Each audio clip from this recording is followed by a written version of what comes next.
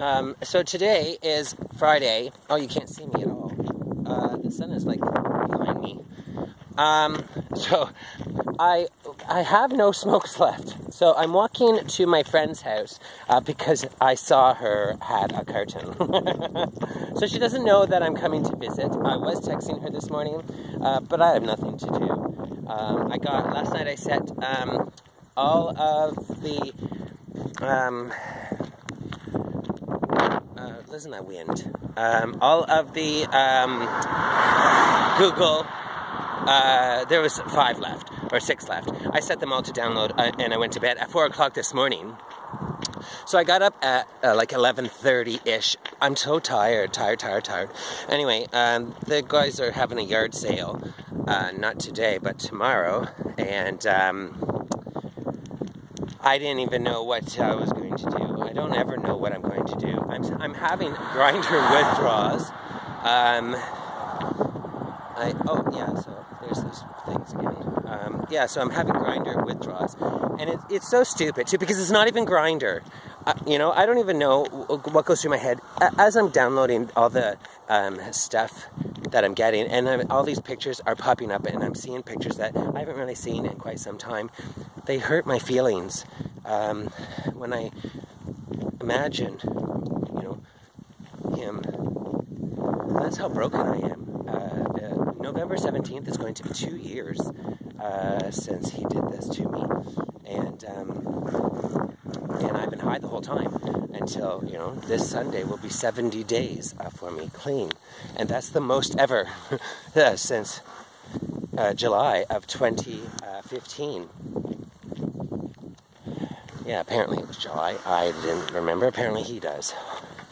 So, look, there's gentlemen up there on the roof, putting on a roof. So today's journal entry is nothing, other than grinder withdrawals on music. Stimulates my imagination, and then my imagination recalls up an image that I just saw on my computer of him with somebody else, or, all the hurty ones, all the hurty ones. I don't know why I keep them. It's probably not very good therapy for me to keep reliving the most horrendous, life-traumatizing event that I've ever experienced in my entire life. Where I lost my job, I lost my house, I lost my kid, I lost everything and became a homeless junkie on the street, wandering like a pinball machine. Boink, boink, boink, boink, boink, boink, and even, not now, sorry, things are different in my head, a wee bit. I don't know whether it be now I have self-esteem, you know what I mean? I don't know whether it be now I have a roof. I don't think that matters at all. Frankly, I can walk out at any given time. You don't scare me, and I'm not scared to be in the wilderness. So, it doesn't bother me that, don't hold that thing, a roof over my head as a leverage tool, because it won't work.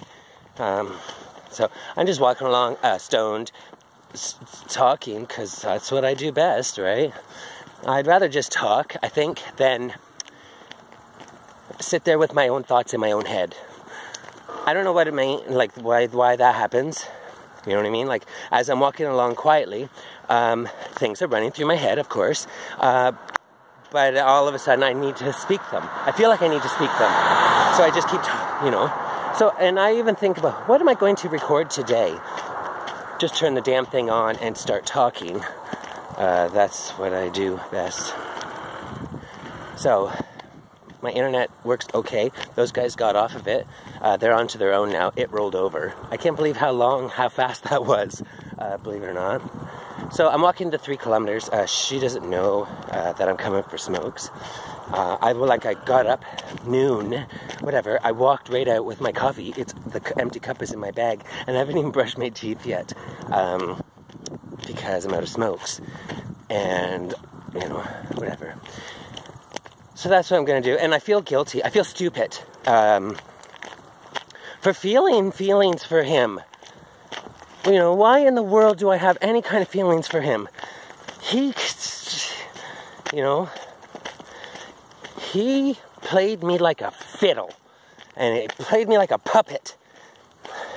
All the time he was cheating on me, the whole time sleeping with everybody else, and we never even had sex ourselves. You know, he even convinced me to go get blood drawn twice to prove that I was clean, so that we could have unprotected sex. Because both of us are from the era of condoms. I didn't train my cock for a condom. In today's generation, they teach them how to train their cocks for condoms, so that they can function properly with them. Not my generation. So I fuck Bear, and he does too.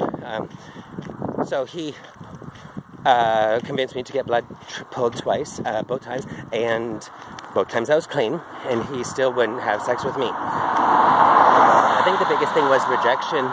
He left me while I was at work. One time, you know, with crystal meth, and when he told me he had to be high to have sex with me, that killed my self-esteem to death. I'm so awful that he doesn't even want to be with me sexually or physically or any kind of intimacy unless he's high.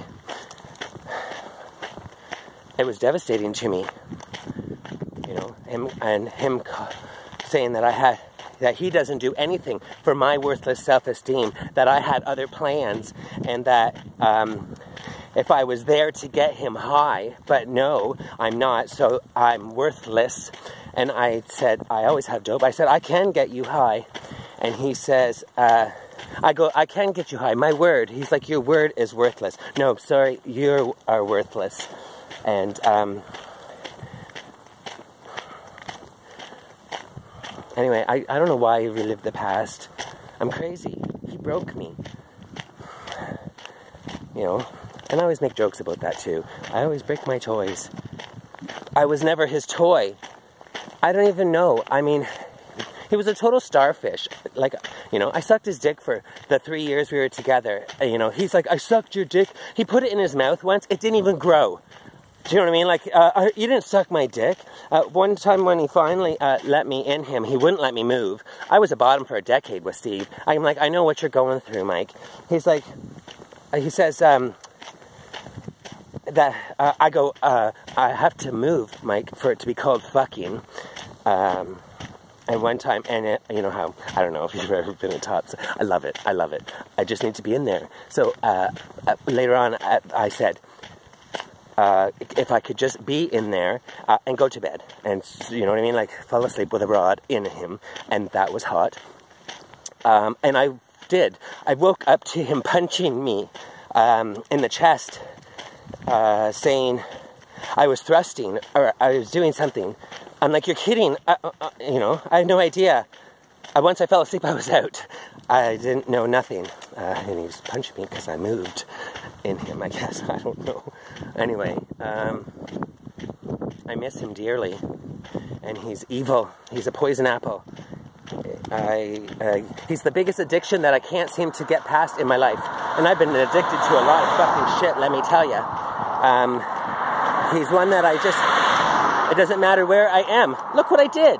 I walked 30-some hundred kilometers for him, because he was my motivation every day to keep going and going and going. He was the motivation. I thought when I got here and he'd see how much I truly loved him, that everything would be fine, you know. He writes things to me as a projection, saying that he felt he was never going to be good enough for me. I'm not even good. Do you know what I mean? Like, if anything, which has been proven, I wasn't good enough for him. I couldn't have any sex with him. I couldn't have the relationship that I wanted because he wanted it with everybody but me. And yet, see, he projects that onto me. That he wasn't good enough. He was so good enough for me. I never wanted to be with anybody else. And I told him that numerous times. You know what I mean? Like, one time I was just looking at him, I'm like, you are so beautiful when I look at you. And he says, are you fucking high? No, I'm not at all. Oops. Anyway. I deserve that fucking pension. You know, I can't say that I'm crazy and, you know, whatever. I'm crazy. It's the easiest excuse in my excuse book, I guess, for me to feel the way I feel, to weep, you know, to the point now, tears still flow.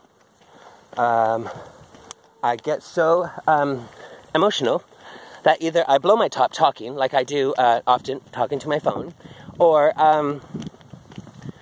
I crawl right into my head and cry because it's devastating. I can't believe what he did to me. I can't believe what he still continues to do to me when I don't know. I've never had somebody love me, ever. I've never had somebody love me. So I don't know what it would be like. I know that 2 times in 2 relationships, I've had to go to my partner and say, I feel like I need more affection. If my partner ever came to me and said that, I'd kill myself. Oh my God, how dare I not show you, the one in my life that I love, enough affection? Do you know what I mean? How dare you have to ask? I feel so bad. Come here, bitch. You know? I would never. Whatever. I've had to do that 2 times. I don't get it. I don't get it, actually. I don't get it ever.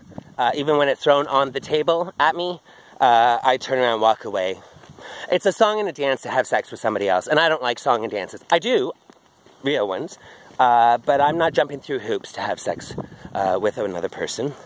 If I met somebody and it's going to take its natural course, I'm not going to... I'm not into exchanging sexy pictures. I'm not into, because everybody, no matter what you see, I don't want to see it.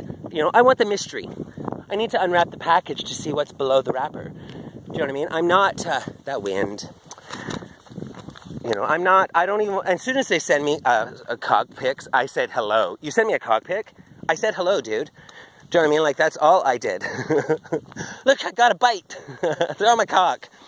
And I'm not like that. I get offended. Oh, great, you just totally ruined the mystery. Why my imagination even want to talk to you.